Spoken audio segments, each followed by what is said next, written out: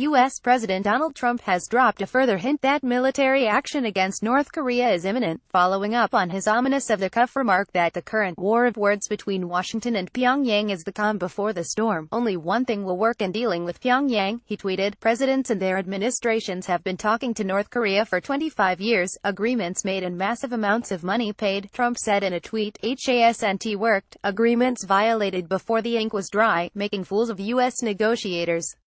Sorry, but only one thing will work. Trump did not make clear to what he was referring to, but his comments seemed to be a further suggestion that he believes military action is the only viable option. His latest comments come as Russian sources say North Korea is preparing another missile test, this one involving a long-range rocket said to be capable of reaching the continental U.S. The president has previously said the U.S. would totally destroy North Korea if necessary to protect itself and its allies from Pyongyang's nuclear threats.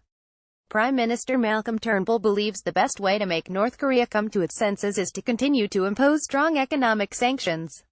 Asked by reporters in Sydney what he thought the president's latest tweets meant, Mr. Turnbull declined to endorse potential military action. The best way of ensuring that this reckless, dangerous, criminal regime comes to its senses, without military conflict, is to continue to impose strong economic sanctions on North Korea, he said.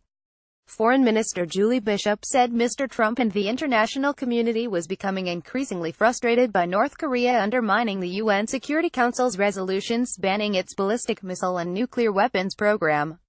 She warned if it continued the U.S. would have no choice but to increase its military presence in the region. South Korea and Japan will feel they are vulnerable and feel the need to increase their deterrence capability, Ms. Bishop told reporters in Brisbane. So we believe that the collective strategy of bringing maximum political and diplomatic pressure to bear on North Korea must be undertaken by all nations to ensure North Korea changes course. Waiting on President Trump earlier this week, during a meeting with top U.S. military leaders and their spouses, Mr. Trump told reporters it was the calm before the storm. Asked last week for clarification of his earlier calm before the storm comment, Mr. Trump replied, "Yeah, we'll find out." White House spokeswoman Sarah Sanders referred to Iran and North Korea the following day when asked about Trump's comments. Asked on Saturday about Mr. Trump's tweet, the Pentagon said the Defense Department's job was to present the president military options and carry out orders. Mr. Trump repeatedly has made clear his distaste for dialogue with North Korea. On Sunday he dismissed the idea of talks as a waste of time, a day after Secretary of State Rex Tillerson said Washington was maintaining open lines of communication with North Korean leader Kim Jong-un's government, with AAP.